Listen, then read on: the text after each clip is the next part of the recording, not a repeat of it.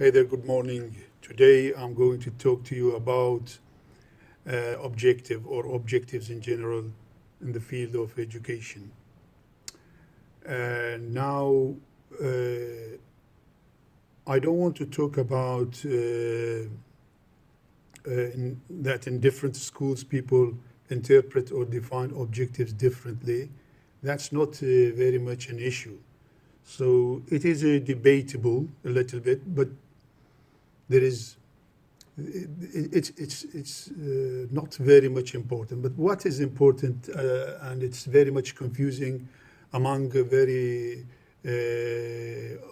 educationists or educationalists, because both of them are synonyms, if you like, is the level at which we write the objective.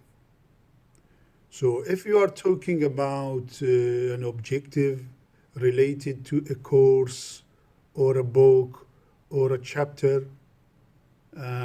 then if they are a bit vague or generic, that's no problem.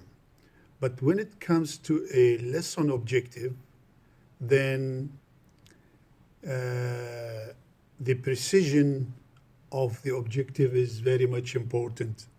So you need to have an action verb, you need to have the constraints, and you need to have the level of understanding associated with the objective. And the action verb is the most important part, and it has to be intended to the learner. That's why we call it sometimes ILO, intended learning outcomes, and sometimes we call it objectives, and sometimes we call it learning outcomes. And in fact, a number of frameworks around the world are nowadays would like to see the objectives in a learning outcome for, or ILO, intended learning outcomes. So it has to be intended to or towards the learner, not the teacher or the instructor. And the action verb, as I said, is very important as far as Bloom's taxonomy is concerned, whether you are talking about the cognitive area or an affective or a psychomotor. So it doesn't matter.